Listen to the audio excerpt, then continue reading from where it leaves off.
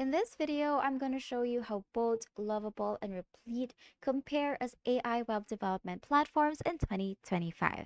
So to get started, both focusing on AI pair programming directly inside your coding workflow. It generates code snippets, full functions, and even whole features, but keeps you in control. Both shines for developers who want full stack AI assistance while still writing serious production code.